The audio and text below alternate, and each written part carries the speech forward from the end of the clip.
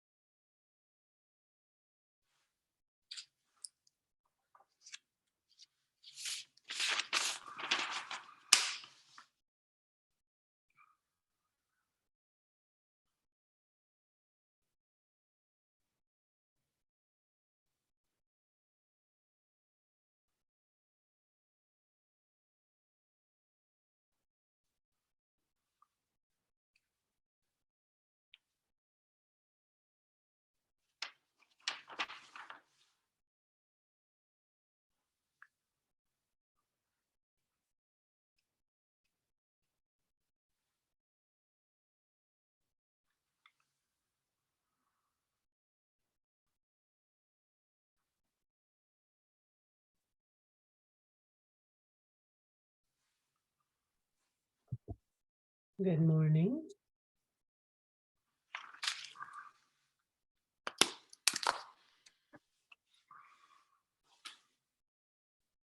Can people hear me? I can hear you. Okay.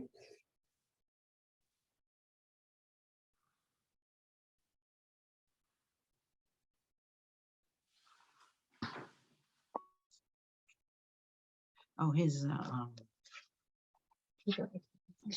tech guy.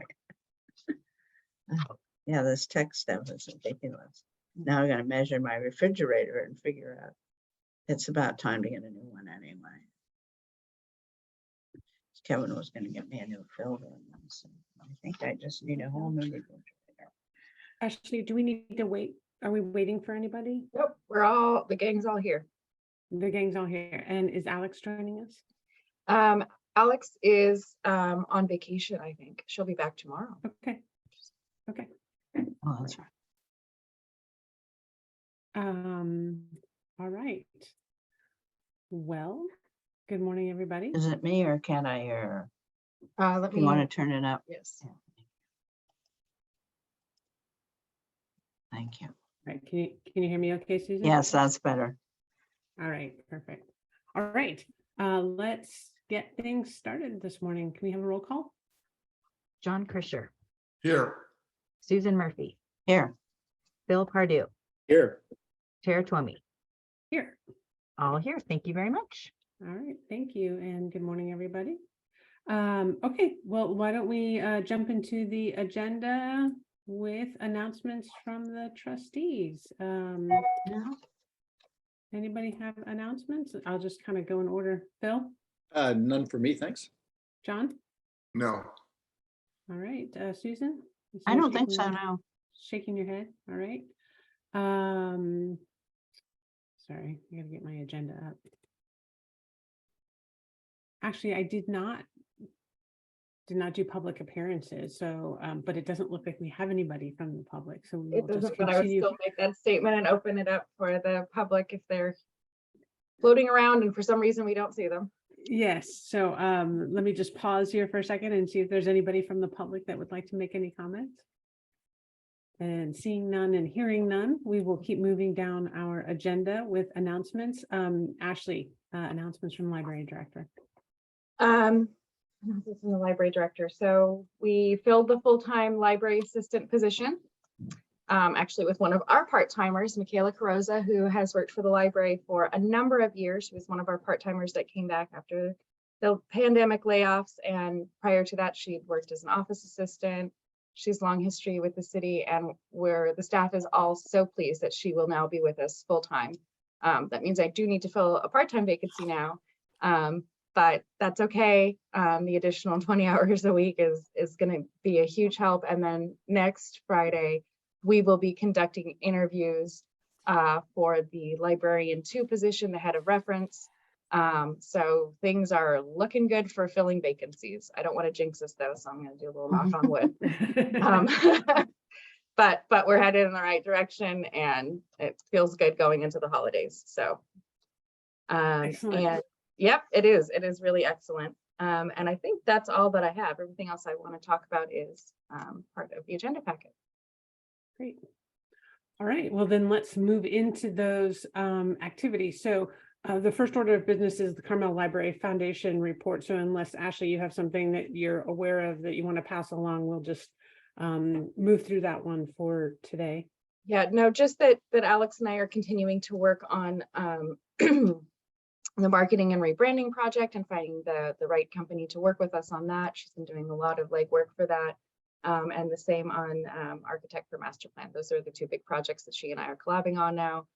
When she's not being the master of all programming and everything going on with that. I can't remember if at the last meeting she shared with you the attendance at the Forest Theater for the movie.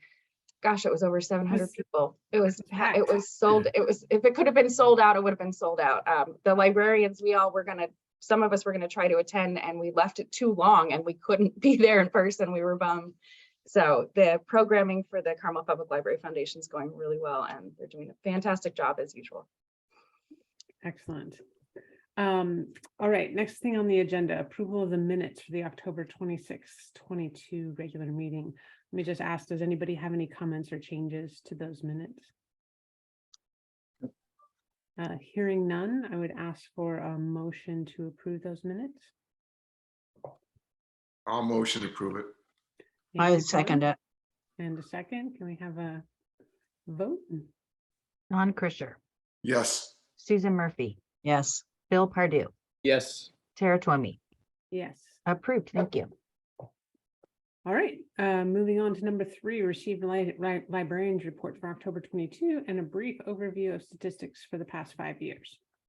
Ashley, turning it over to you. Yes, so every time I present the librarian's report, all of you have questions, and I know we're thinking about how we stack up and how we compare as we've been coming out of the pandemic, and it's something that I think about all the time as well. And I do these little check-ins and look at the stats, but it's, I don't think, quite as easy unless you all want to go back through old agenda packets on the city's website to see and do that side-by-side comparison. So I thought I would pull one together, and I will say, caveat this with, I don't know how other libraries' recovery looks like. I don't know if they've been undertaking a similar thing. I haven't reached out to my library colleagues, but I thought it would be an interesting exercise just to do a little mini side-by-side comparison of some of the metrics that I think are key and things that we talk about at our regular meeting.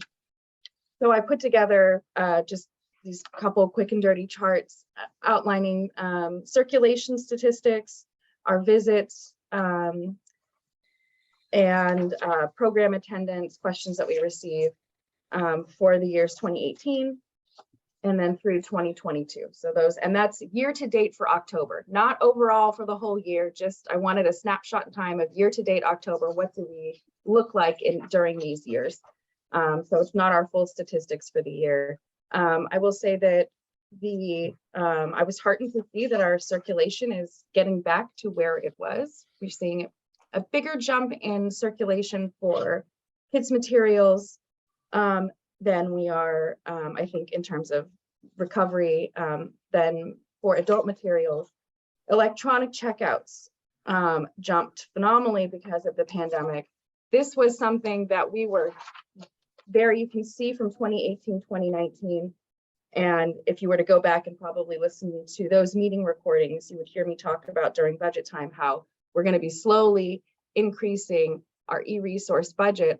But the pandemic just hit the gas pedal on that trend of that increase. And I think people have found being able to listen to audiobooks on Libby while they take their walks around scenic, something that's really enjoyable. Ebooks are great for traveling. They don't, of course, replace the thrill of going into the library and finding your book or picking up your hold. And I think we're still going to see our circulation increase, especially once we add Saturday hours back in for adult and kids materials. And I think we'll also see that start to increase too as we add additional programs in. Programs we were seeing before the pandemic were an increasing thing that people were asking for, a draw to the library, getting people in the door. So I have a committee of staff members now that we have another full-time library assistant who are going to be looking at bringing adult programs back over at the main, music in the evenings, those types of things. So small programs, not big types of, theater filling types of things, but small community craft nights, game nights, that type of thing. And I think we'll see as it draws people back into the library, like we're seeing with the children's programming. We're starting to work our way back into families' routines. And so that once they're there, they're probably going to check out a few books, that type of thing. And so my big takeaway is the pandemic for some of these trends acted as an accelerant for, a decline in reference questions. We were seeing that the questions that come in now are more local history, ancestry, genealogy related, and they end up with Katie. So less complicated general reference questions and more concentrated questions on our region, our history. And so we saw a drop off in that. I will note that the patron visits, we are exceeding where we were before the pandemic started in 2018. However, I will note that we previously used our security gates as the door counters, and they were not always reliable. We have new door counters that I think are better. So I think that might be where that's skewed. I don't necessarily think that our foot traffic is now exceeding where it was before the pandemic. So these are imperfect numbers, but they give us a good idea of what our recovery looks like. And I think we're headed in the right direction. And I think we're headed seeing people coming back, and I feel good about our numbers and just wanted to provide you all with this in addition to our regular monthly librarians report so you can see. And if you have any questions, I'd be happy to answer them or try to answer them. But I think we're looking good. Great, thank you, Ashley. And this is great. This is great information. Let me go to the trustees to see if they have any questions or comments that they would like to offer. Anybody? I see Susan is I have shaking her one head now. comment. John, yeah. I kind of, like she was saying, that the visits are going up, even with the numbers, the count not really accurate. I think if you go to Saturday, you're going to find your numbers are going to go up a lot higher, because I've done a little bit of study talking to a lot of people in town asking about Saturdays, and everybody would like they closed Sunday, Monday, and open Tuesday through Saturday that I've talked to. And I've talked to quite a few people in town asking those questions. So I think our visits will raise quite a bit. That's my only comment. Great, thanks, John. Phil, any thoughts or comments? I'm just taking a look at the numbers. So this is year to date, starting with the fiscal year, not the whole year. Yes, correct. Starting with we always start the statistics over why. I'm sure I could go back in the board notebooks and figure out why we do it that way, but it is for the fiscal year, yes. So July through October. Okay, no, that's fine. All right. No, I have no real questions right now. It'll be interesting to see next year if we do a fiscal year to date, if adult circulation is kind of recovered. Everything else seems to be coming back at a higher rate than the adult circulation. Maybe it's just the people really like the electronic checkouts that you've already made the point of. Yeah, I think that they're doing a mix of both things, but probably fewer physical books. Okay. No, that's all I had. Thanks. Just Yeah, want to make sure I thanks. understood it. Thanks, Phil. I would agree with you, Ashley. I think this is pretty good, given where we're at, given that we're not back to full strength in terms of our hours or staffing.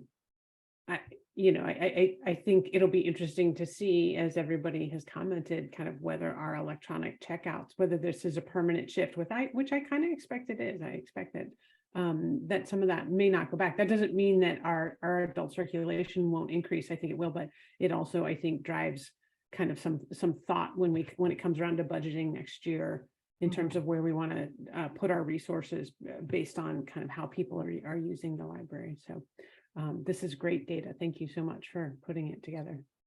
And I think the last couple of months, people have been somewhat reluctant to go back, because of COVID and other flu and so forth coming up. So people have been more reluctant to go into buildings, I think, just recently, and then with all the stuff going on, Christmas stuff going on, or the library, people have less chance to read and stuff. So Yeah, no, I think that- expect numbers will go down this month. I think that's right, but I think they always go down in December. a They little bit do. is my November, guess. December, we start to slow and then it picks up again in January. We have kind of a waxy weeny kind of attendance and things like that. I'm going to be weirdly excited for June to see the full year to date and to do bring another one of these back to all of you in July. Yeah. Susan, I think you make a good point, though. I think, the especially given our population, concerns about COVID and flu and all the respiratory illnesses, I think, have the potential to impact people coming to visit us in person. So we will hope for that continued improvement into next year and into June. Yes. All right. Let's see. Anything else for the librarian's report? I don't have anything else of note for the month of October. I just wanted to provide you all with kind of a snapshot in time. Great. All right, let's move on to number 4. Turn it over to John for the treasurer's report and approval of the check register for October 2022. I first want to start out with, John no longer has the coast in the background. No, The no. French coastal. He's back to the white in wall the behind him. wait till April. I want to start out with, I tried something this week. This report was Leslie give me the report with percentages. So I put them on there this week to see whether you liked them or whether you didn't like it. The idea you could sort of see how we were doing percentage wise. Start out with one thing is we haven't yet have the donation to Friends of the Library in yet. That will show up into December, the next meeting we'll have. One good thing is our interest income is way up thanks to the Fed raising the prime interest rate. We're doing a lot better there. The things that we're over budget on are mostly things like technical and electronic material is yearly billing. The one things I want to point out is the kids programs, summer reading programs, they're over budget right now, and something I think Ashley's going to address later in her statements. Other than that, I think we're doing really, really well. One thing we'll have to look at in the next budget is our offsite storage is a little bit over. And I think we may have to add more money to that next year. That'll be next year in budget time to put more money towards that. I'm welcome for any questions. And whether you like the percentages or you don't like the percentages, I won't put it on next time, whether you like it. Great, thank you, John. Any questions from the trustees? Susan, do you have any questions for John? She's shaking her head. Yeah, I'm sorry. Oh, I'm sorry, sort of out of the, move over a bit. Yeah, that's all right. Great. Okay, thank you. Phil, do you have questions? No questions from me, thanks. Great. So John, I'm looking at the percentages, and so kids program. So are we over? So did you prorate out the actual budget? Well, this is just as of right now. Right. I think So you've basically prorated out. So this is basically in that total budget column. That's not an annual budget. That's just the budget. that's the budget as of now. We're over as of right now. Well, if you would take what we planned on spending right now. But not for the whole year. So Not our for the whole whole year, year no. budget is, so the fact that we're over 100% on all those categories is really just it's a much smaller number. It's not that I we. think the ones that you have to look over, like the electronics, the technical, that's Mhm. is put over because of yearly billing, because we're paying for the whole year in July, and then as the year goes on, then that'll all even out. But I think Right. the children's programs, the summer programs, and the kids live hard copies, I think they're going to be over budget, because that is what we planned on spending up till now, and we're spending more than we had planned to. And I think that may be over budget, and that's my thought on that. It Right, may be so confusing. in an I get it. ideal world, these would all be 100% Right. every month, because we would be, and Phil has done a lot of work on this too, with QuickBooks wants to do year to date. And when I run my reports, I force it to skip the year to date, just so I have a snapshot of where we are today compared with the total budget for the whole year. But Yeah. QuickBooks loves to do it this way. Right, just to follow up on what Ashley's saying, that, it's hard to get, the way that the QuickBooks does bookkeeping is extremely hard to get too precise, because it'll take a number and it'll just amortize it all over the 12 months equally, even though John, as you point out, we'll spend some things in July, and the kids programs may run hot while the weather is warm, and then they slow down in the winter time, and there's a lot of back and forth. And the budget planning doesn't take that into account. And in fact, it's never been a problem since I've been part of the board, and when I was treasurer. So I just kind of look at the top line number. If the top line number is good for the quarter, then we're good. If it's not, then we have to ask the questions and go down below. But it's just until we change the way we do our bookkeeping or move away from QuickBooks, which is an expense, and there's a familiarity there, we may just have to live with some uncertainty within the monthly budgets.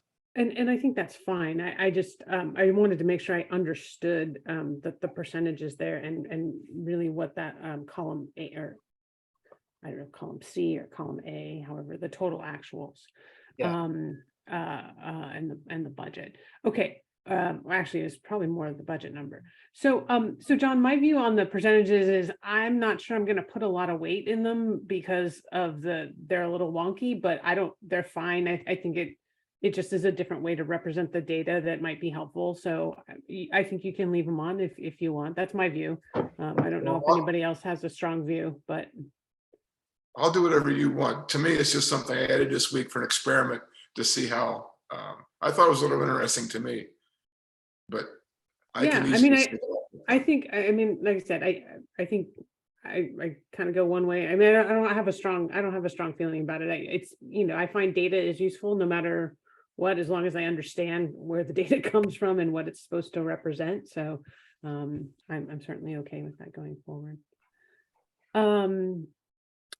Any comments on the check register, John, before we try to? No, I've checked everything over, and they're normal things that we pay for all the time. I didn't see anything out of the ordinary whatsoever. All right, can I get a motion to approve? Let's see, what are we approving? I move To we approve the approve check register. check detail. A second? We have a vote, Leslie? John Prisser. Yes. Excuse me. Sorry. You okay? Yeah, Susan Murphy, Yes. Bill Pardue, Yes. Tara Twomey. Yes. Approved. Thank you. All right, moving on to number 5, which is to approve next year's calendar. Ashley, this one's kind of in your court, but I think it's pretty obvious what we're Yes. trying to do here. Basically, every year in December, we adopt a meeting calendar for the following calendar year for all of our meetings. And of course, the challenge for the Board of Trustees is always November and December, as the meetings either fall on the holidays sometimes, or within a day or two of the Thanksgiving and Christmas holidays. And so this meeting is our meeting to make up for both of those, December 6th. With a calendar attached, if you all want to decide which day in December, knowing if you already know in advance what your December looks like, I applaud you. But what day you would like the special meeting to be, or if you want to try to meet very close to Thanksgiving and the Christmas holidays, that's also a thing too. I think combining and making December 6th of 2023 the special meeting is the way to go. It worked this year. I agree. Yes, I agree. I agree too.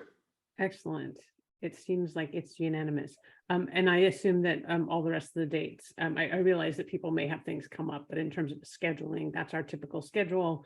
Yes. And nobody has any changes to that. So so let's see. So can we approve? So can I get a motion to approve this? Do I need a motion? Let me just check and see what we're doing here. Yes, make a on. motion to adopt the meeting Yeah, calendar with the um, December 6th date. Yeah. I move that we adopt the calendar with a December 6th date instead of November, meeting in November. and Does that December. make sense? I'll second it. So John Leslie, Krischer. you've sorry, Leslie, you've just got that motion down. Yes, I as- got it. as needed. Okay. Thank John you. Krischer, Yes. Susan Murphy, Yes. Bill Pardue, Yes. Tara Twomey. Yes. Approved, thank you. All right. Next on the agenda is consideration of an amendment to the library's rules of conduct. Ashley, turning it back over to you again. All right, so this fall was an interesting one for our library staff. We had a couple of things going on that prompted a review of the library's rules of conduct and our videoing policy by the city attorney. So we had somebody who came into the library who was campaigning on behalf of a candidate. This became a cause for concern because they were campaigning at library staff in particular and asking questions like, where do you live? Which as a library staff, you don't really want to be disclosing to people, especially strangers. And so I was looking into what rules around campaigning are, what our rules of conduct said, in case it happened in the future. It was a one-time incident, but it's always good when those things prompt a review of policy to do that. The other item that came up was that this was something that was happening pre-pandemic and had prompted my review, I think, and adoption, the review. Can't remember if we had a video policy prior to 2018. But there are certain groups that go to public offices, government offices, to conduct First Amendment audits. Libraries are often targets for these, and this was ramping up a lot before the pandemic. I got word that this was happening here on the peninsula, not necessarily with libraries, but other government offices. And so it prompted this review and a good review with the staff of what people are allowed to do, what our policies say, what's legally allowed, all of that. One of the things that came out of this is a minor update to our rules of conduct that I've included here. And that is the elimination of, in section 11, the elimination of without the express permission of the library director. And that's because that section there is very permissive. It's not detailed in what my criteria would be based on for evaluating and providing permission. And so the city attorney who joined us, I think in 2019, so after this policy was last revised in 2018, advised that we remove that language from that section of the rules. And this is just a cleanup item. Everything else is good in terms of, training on First Amendment audits and campaigning staff is all up to date and knowledge. But I wanted to make sure that we made that minor change and fixed it going forward. And it's been on my list of things to bring to you all. And this was the first opportunity to do that. Are there any questions about that? First Amendment audits? Anything else? Please let me know and I'll be happy to answer them. So Right, let me put it out to the other trustees first, whether they have questions. So obviously you can see the policy is redlined and there is one change from what I can see, which is this strikeout of this permissive provision. Right, Ashley? That's correct. That's the only change. one and only change. And I gather the city attorney went over it, so it's He did. all legal. Yes. So that looks good to me. So I guess, let me just see, does anybody else have questions? I'll kind of, Phil, you look like No, you're I do thinking, not. Thanks. okay. So Ashley, does this, if we have an author come who's selling their book. Right. Does this impact that? It does not impact that, no. And I think we've got, a lot of this is time, place, and manner. Yeah, So I had a whole exchange, which I did not include in here with our city attorney, about time, place, and manner. So how are we conducting our regular business as librarians? What types of programs are we holding, and what are the components of those programs?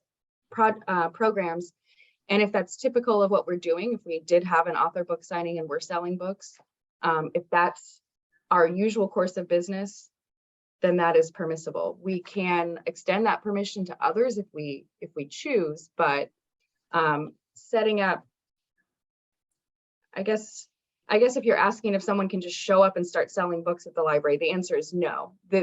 Something like that would be part of a library program, a component of that. Does that kind of get at what you're asking? I want to just read the prefatory language real quick here again.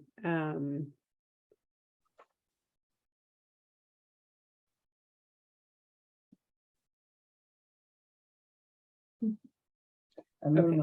So this relates to, so I guess here's kind of what and I think this is consistent with what you just said, Ashley. So this relates to patrons. Yes. Using the library facilities and the rules that they must comply with. So this is really directed to the public who's coming in and using the library as a patron. Right. This is not necessarily, and doesn't cover, based on the language here, special events or other things that we might use those facilities for. So I think this prefatory language answers my question. And I think that's kind of where you were sending me. And so I agree. I don't know that you want people petitioning, soliciting, and distributing. And I understand the city's attorney's concern, which is the permission here. There is no criteria for it, and so that leaves you open to abuse of discretion challenges in whether you grant that or don't. So I'm perfectly fine with the changes as proposed. Anybody else have further comments? If not, can I get a motion to approve these changes to the policy? Or to I'll the make a rules of motion to conduct? approve. The library's rules of conduct change. I second it.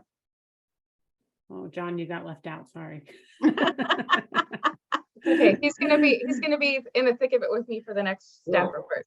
Excellent. All right. Leslie, can we get a vote, please? Leslie, you're muted.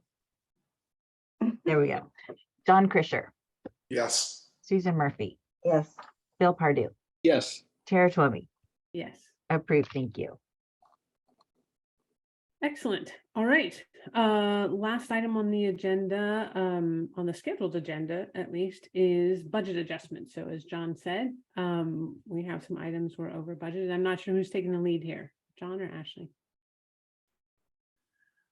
I think Ashley should. We talked it over quite a bit this last couple of weeks, so she knows what's going on. She knows what's what. Okay, Ashley.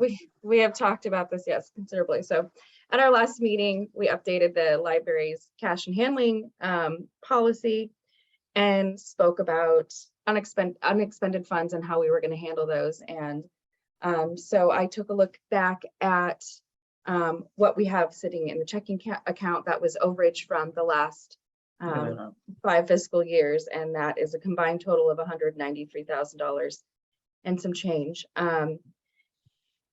I worked with John to kind of come up with a potential plan to propose to all of you, which is to transfer some of those funds, proposing the amount of $60,000 to LAIF so that it can continue to earn that interest since the interest rates are up. Retain $30,000 in the checking account as a buffer for us. As you all know, when the Carmel Public Library Foundation disbursement checks come in. For instance, we received the last quarter check at the end of the fiscal year, which carries us over. So it's that $30,000 I think will be a useful buffer. And then to spend the remaining $103,000 on library projects this fiscal year. So I took a look at where we are with income as it stands. As John mentioned during his presentation, we are already over the amount that I was anticipating coming in for interest, because those interest rates went right up. So I was anticipating $2,500. We're already at $5,600 in terms of that. So I estimated out, you know, with that interest rate, I think we're going to be in the ballpark of $12,000. In additional, in the total estimated amount for the end of the fiscal year for interest will be $12,000. And then the Friends of the Library provided us, and it hasn't hit the books yet, but a check for $25,000. So that's an additional $3,000 because they're doing so well with the farmers market this year. The book sale was a success. So taking those overages into account, I am, and then the unexpended funds in the amount of $103,000. I'm requesting budget adjustments for to meet some needs that I think we're seeing increases in usage in and purchasing in, and then some projects that have come up this fiscal year that I think are good and important, and I'd like to fund those. So first item on the list is, and this is all good. Everybody's good with where we are with the, okay. So the first item is library collections and programs. Our tech services librarian did a really thorough review of where we are and on our spending so far for all of the physical collections, and projected out where we were. She was anticipating that we would be overspending.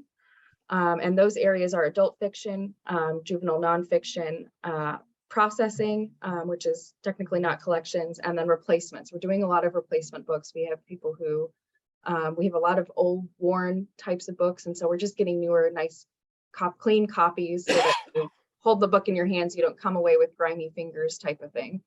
And then in addition, I would like to bump up all of the programming budgets, an additional $2,000 for the kids programs, the adult program, and then some money for teens as well. And then the oral history program. We're in the new year, we're just getting ready. I think Fridays are gonna be oral history project day every day in local history. And Katie has a plan to capture a couple interviews a day for those Fridays. So we're heading forward on that. With the kids programs, the spending that has happened this year to date, a lot of it is on equipment and supply types of things, so blocks and things that will be reused. But we are also exploring keeping things like we were testing out the yoga program again with a new yoga instructor. And then are there any other people like that we want to bring in on the regular to support Leanne with children's programming, STEM type of programs. We used to have a teacher come from RLS who would do STEM programs on the weekends. So want to make sure that we have enough funds to support that. And then I mentioned earlier that we want to have adult programs, and I want us to have some budget for that, because we've never really done, besides, you know, like a Medicare program type of, we've done informational types of programs. And our attendance for those in the evenings in particular, we'd start them at 7 at the main pre-pandemic. And the attendance was not great. It wasn't terrible, it was not great. But what we did see right before the pandemic was, for a summer reading program, the game nights and craft nights were really popular. And so we want to try those things out again. And then we've been discussing and keep those earlier in the evening. So 5 to 6 type of thing, people can drop in after work, but also looking at something around music but I've got a whole team that's brainstorming right now. And I want them to have the freedom to be able to do some good things at the main library and get people in the doors and that type of thing. And then I do have somebody on staff that I'm going to be working with on teen programs as well. I want to see what we can do there. And even if it ends up being like, come crash here and do finals and we're gonna get Mountain Mike's Pizza. I think that's terrific and teams are comfortable. So we'll be exploring that further. The photo contest was always really popular in the winter time, and I'd like to explore bringing that back as well. So, and there were already funds in there for that, but, and then I also mentioned oral history already. And so the total budget increase for collections and programs combined would be $18,500. Any questions about programs and collections at this point? Questions, anybody? John? No. Bill? Susan? Everyone's shaking their head. All right. Very good. So staff, equipment and furniture replacements. So as part of the budget, this fiscal year's budget, the trustees approved $12,000 for improvements to our staff workstations. The project's gone really well. The staff are very comfortable and happy at their desks. But one of the things that we discovered at the main library and in the park branch is that it actually necessitated us doing some work on the wiring, which we did not anticipate, and Public Works did not anticipate, in terms of cleaning up some of our networking wires and adding in additional outlets. The old office equipment in the staff room was actually hardwired, and there was, I think, maybe for the entire room, 2 electrical outlets, one of which only was 2-pronged. So stuff that we didn't see coming until we actually ripped everything out.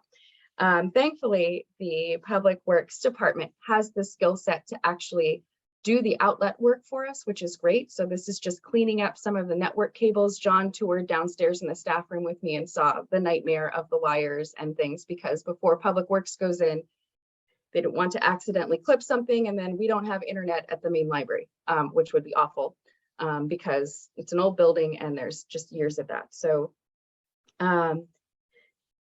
we haven't expended the total amount in that fund. And so what is needed for the quote, to cover the quote for the networking cable, is $825. And then in addition, we've been going through and kind of just coming up with a list of these little things. I will say that librarians are, it doesn't matter where you've worked. It's this weird mindset of we don't have any money. We don't have enough money. You know, here's a toothpick and $1, go do story time. And it's like, any librarian will get it done. We can do anything. And I don't know why we have this mindset, but things like, and it's things that make the library look kind of shabby and you kind of kick them out of the way, but you know, trash cans from the Cold War that weigh 20 pounds, or just broken things that we've been making do with and taping up.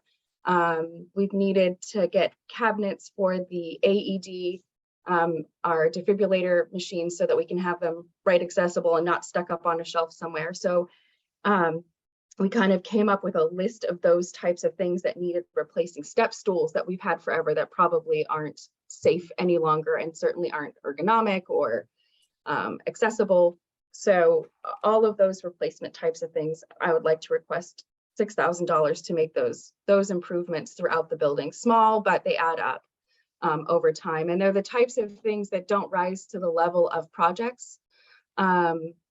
And so they've just kind of flown under the radar for a lot of years. And I think it's time for us to clean some of those things up, and it will just improve how the building feels overall, both places. Book carts that need replacing that have been with us and have wheels that are falling off. We slowly started replacing them last year, but we never quite finished with that. So, so that's staff equipment and furniture replacement section. Are there any questions about that?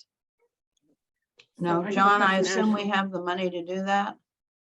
Yes, we could do more, really. We have the money to even spend more, which Okay. Ash and I talked about. We did. Ashley, so is the new staff equipment hardwired or Wi-Fi? It is the new staff equipment. So the desks that we ordered are the desks that can move up and down. Those we have proper outlets for each desk. Each workstation now has its own outlet. We have the surge protectors, all of that. So everybody is good and safe.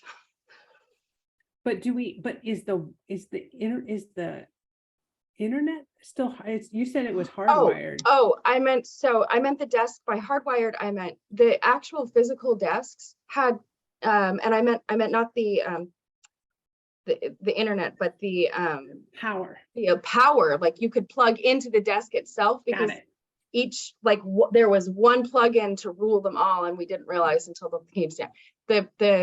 Everybody's got working on laptops now, giant. If you've seen my office, it's a giant laptop. And when we're at our workstations, we can be, plugged into that network cable, or you can be using the wireless, and there's a separate staff wireless where we all have credentials to be logged in. So we have both options in both buildings. It's working really well, actually. Great. I don't have any other questions. Anybody else have questions on the staff and equipment? No, do we need a, We're gonna motion? keep, no, we're To gonna keep spend the going. 6,000? No, we're gonna do this all in one go. So we're gonna let Okay. Ashley keep going. All right. Okay. I'll stop at each section, but yes, we'll keep going. Oh, I see. So next section is staff training. We have dipped into that a little bit for conferences. We're starting to get back in the swing of prioritizing that. We're going to be doing a staff training session in January. You all have heard me speak at length about Harwood training. There is an online training that I would like our 4 full-time library assistants to do. As you all know, I've been talking about starting community conversations again, as we think about updates to the strategic plan. We've got this master plan project coming up. Katie and I don't necessarily have the capacity to do the training or the way I would like to do it. And so having additional staff members actually participate in a full-on training with the Harwood Institute, I think would be really helpful and useful for us to send them out, to deploy them, to not only do community conversations, but to train others in this methodology. And to date, nobody has had the training besides some cross training. We've done internal staff trainings besides Katie and I. So I think this would be a really good use of our training funds. To sign them up, there's a session in the springtime, and that would necessitate a budget increase of $3,000 to what we currently have in the training budget. It would allow us to still be able to attend things like CLA in the springtime, which is California Library Association Conference, which I believe is in Sacramento this year.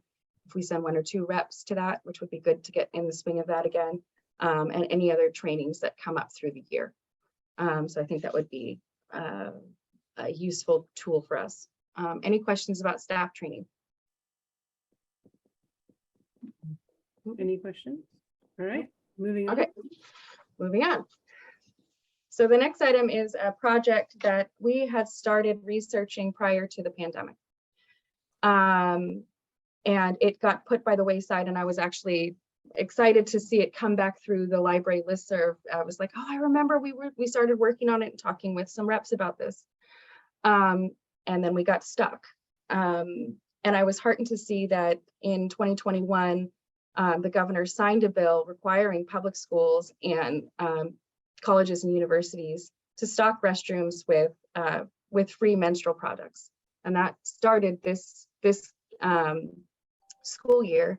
As an employee who works in a female-centric workplace and has always, and serves patrons of all different kinds. I don't know a lady who hasn't been caught short somewhere, unfortunate. And we see a lot of tourist foot traffic, and we make things like mutt mitts available for the city. And I think this would be a great thing for our library to do. And I'm hoping that legislation will trickle down to public libraries and there'll be some funding available to support this. But in the meantime, I would like to replace our menstrual product dispensers where we have them in the buildings and install them where we don't.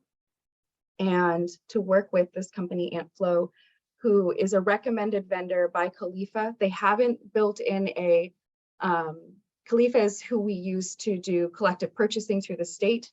So you'll see that in a check register sometimes where we've negotiated costs for our e-resources like EBSCO and things like that. They haven't come to a formal agreement with AntFlow yet, but they are a recommended vendor by Khalifa, which is great. They said, please, if you're interested in doing this, use them. They provide a library discount. And I've talked to Public Works about installing the menstrual product dispensers, and that shouldn't be a problem in our buildings. Those will be accessible. And then with the rep that I spoke with, we kind of did an estimate. He did an estimate for me based on our size of library and what our annual, foot traffic looks like, to kind of give me a ballpark of what it might cost for us to stock these annually. And that is estimated at $1,500. So for this first year, it would be $4,500 to start this program and see where we land with it. And that's what I'm proposing. Are there any questions about this? Any questions on this one? Bunch of head shakes, all right. No, I moving think on. it's a really good idea. Having had, when I taught junior high, I would have children, young women who suddenly, didn't know they were going to get their period and suddenly got it, and there was no supplies for them. And I think it's a really good idea. Actually, both libraries, if we can. Oh, If, yes, no, I factored it into both Yeah. libraries because we have the tweens here at the Park branch. We have moms and kids, and then over at the main, we have, people of all ages And who come through, teenagers. their teenagers who come through. So I think it's important that it's in both buildings. Great. Last one. Last one is an addition, and this was an error on my part in building the budget for this fiscal year. And I apologize to all of you, and I apologize to our local history librarian. She asked me multiple times if I'd included in the budget, and I assured her I did, and I did not. I thought I had included in our maintenance and contracts, and what I included was Bywater.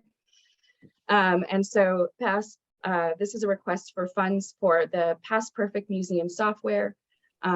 This is tools for cataloging and tracking our collections.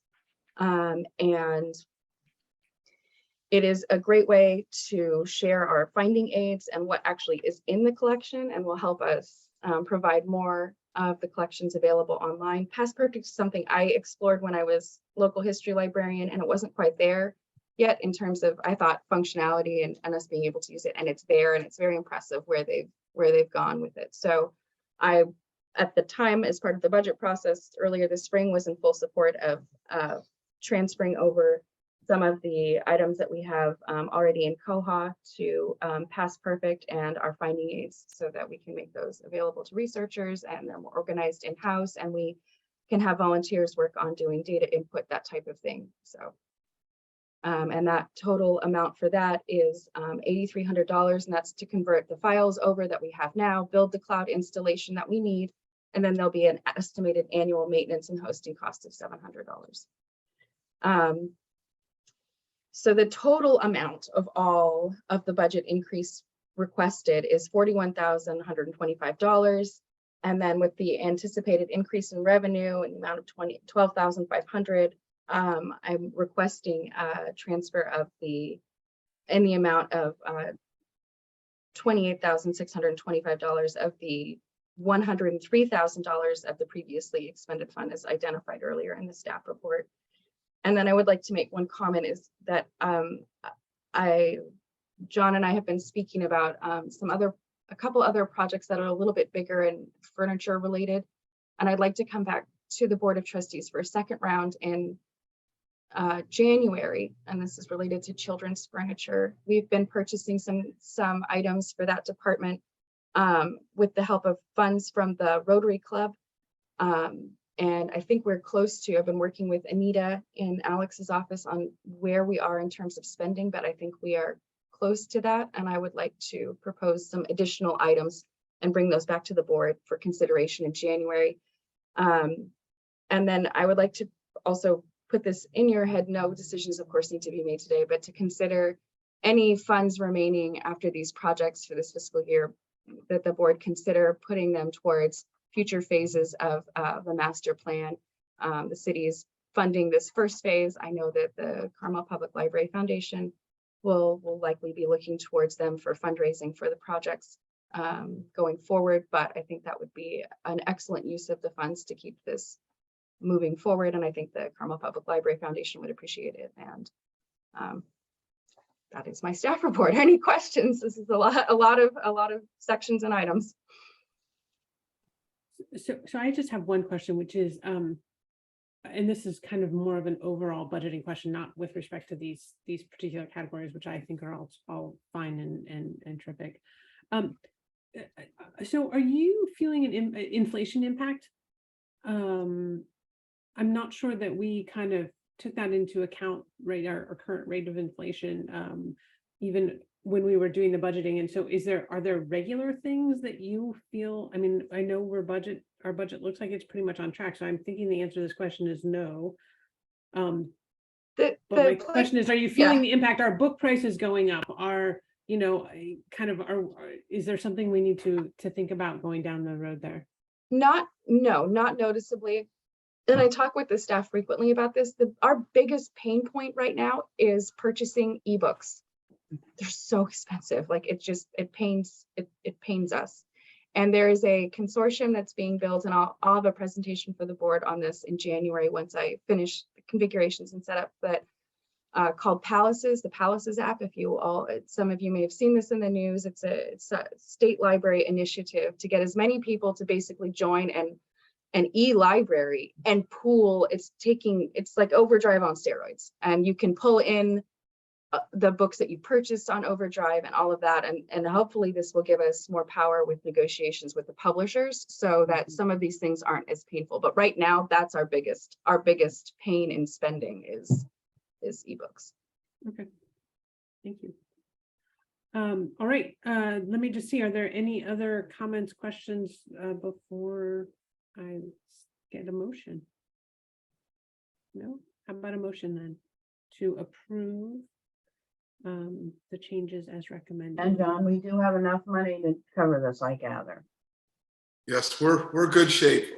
Good shape. Yes, and I've had a lot of conversations on this, and I've probably been a little bit pushing to spend more money than what she's spending right now in my conversations with her. So we're fine.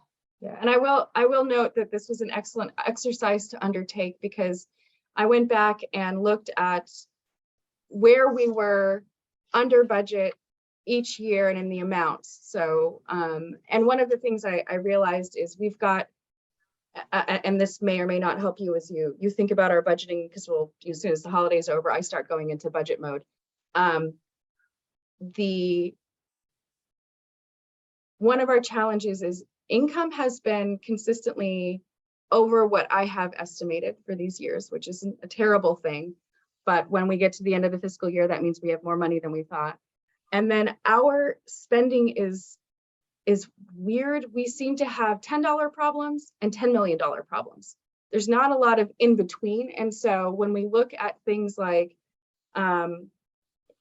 even the trash can replacement types of things I've talked about, that's going to be great. But most of the time, it's not those types of things. It's like, oh, I wish we could solve this problem, but we'd have to knock down this wall, or it's an ADA issue and it becomes much bigger than just buying a new shelf or a cabinet type of thing. And so I think that's part of our woes. We're good at being thrifty, but also it's either $10 problems, $10 million problems.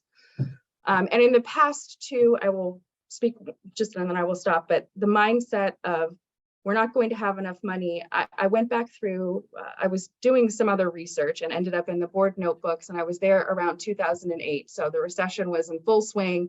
Everything was terrible. The city's considering some layoffs. The Carmel Public Library Foundation at that time was considering decreasing the amount of its disbursement to the library at that point in time. And I don't think it happened, but they were considering it. And that's not that long ago. That's, just over 10 years ago that the foundation was doing that. Since I've been library director, the foundation has been in a completely different place. They have had, they've got funds set aside for us for oral history. They've had these great bequests come in. The endowment's really strong and robust, but this wasn't always the case. When I was local history librarian, I used to have to fight Jean, and it was either I got new shelves for local history or she got a new database that year, because that was how tight the budget was. And there wasn't room for both of those things at the time. So we're trying to shift our mindset to say, no, we're good, we're comfortable, we can do these things, we can ask for the funds for them. But that's kind of the trajectory that we've been on over the last few years. And so I will be factoring this into my thinking about the budget next year and being cognizant of it as we do our spending and trying to spend up to that last dollar each fiscal year going forward. Do we want, before I make a motion, do we want to round this up to 30,000 instead of 28,625? Would it make sense more just to round it up or not? I think, Because they're asking for $28,625. Would it make sense to round it up to 30,000. I have to agree with you. I think with inflation, I think a little bit of a buffer would be a great idea. Mhm. I I'm not suppose that that's great on really- finance, but it just seemed to me that it would make sense to do that. Yeah, I agree 100%. All right, Susan, do you want to make the motion?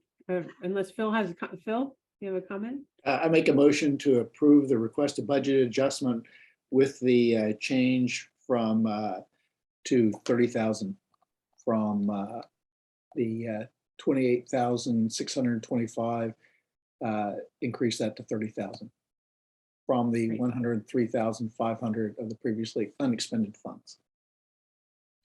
I second it. Excellent. Leslie? John Krischer, Yes. Susan Murphy, Yes. Bill Pardue, Yes. Tara Twomey. Yes. Approved. Thank you. All right, so that is the end of our agenda. Does anybody have any future agenda items that they would like to see addressed? No, this will be our last, and next year will be and 2023 will be the last book sale that we will have. So, and that'll make 50 years. So we may not be able to contribute at the 25,000 that we contributed. Next year, yes. The year after, who knows? We will adjust for that. That's all I have actually. So for future agenda items, I have the Palaces app. I'd like to provide a update to you on that with the configurations. There was something else I said earlier. I might have to go back and that I wanted to bring back. Oh, the second round of budget adjustments for potential furniture for kids department. And I think that's all I have at this point. Is it worth looking at getting an update on where the strategic plan stands on? Yes, funding and absolutely. I have it up all the time. We're in really good shape on the strategic plan. We're about a year behind, but we're knocking things down. So yes, strategic plan update. And then you mentioned that the ebooks are becoming a potential financial pain point moving into the future, and they're looking at the consortium of libraries going into the ebooks. What are the other options there? Now, I'm not saying that it's a problem now, but should we start looking at options for ebooks going into the future? Whether it's we let things go as they are now, it's joining the consortium, or is it putting limits on the number of greater limits on the number of ebooks? What are the options out there, and should we, or do we even need to look at them? I think it would be a good update for all of you on where we are with ebooks and the different models for spending, because it can get really confusing very fast. I think we're in good shape. I think the pain is the increase in requests for ebooks that we had. So in the past, we didn't often get purchase suggestions, if you will. So we get those physical books all the time, they get put on hold, but we're getting increased requests for ebook purchases. And we're seeing an increase in waiting lists. And so we're treating those similar to how we would treat the physical books. So, but I would like to come back and do a more thorough report on what we have going right now and what the options are out there, what that looks like. Right, because we need the foot traffic to survive as a library. And I'm not submitting that it's an issue now at all, but it may be in the future. And I think it's worth just talking about sometime in the near future. Yes, I do think that's important. And I have on one of my sticky notes over here, it's when we get our head of reference in place, I want to form a little mini group of staff to form a virtual library team that is tracking all of these consistently over time, not just as part of a budgeting process or process for how we do that, but what is our philosophical approach to our e-resources, our databases, and everything, and local history collections, everything that we're doing electronic. How are we doing it? Why are we doing it? What's the point behind it? So that is on my radar to do. And how that ties into our, the physical Sure. library we have and the vision we have Absolutely. for how the library will grow into the future, how Absolutely. we will adapt to change. All right, great. So I believe we are scheduled to see each other in person We are. in January. So at the end of January, I believe there will still be virtual options for those who might be traveling or are not able to make it in person. But in general, I think our plan is to return to in person in chambers. Okay. And so I hope to see you all face to face. I see John occasionally around town.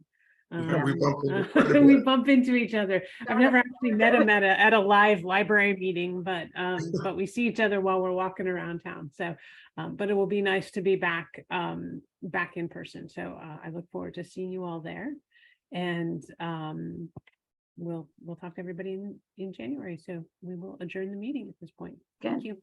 Happy holidays, everybody. Thank you all. Same here. Happy November. holidays. I have a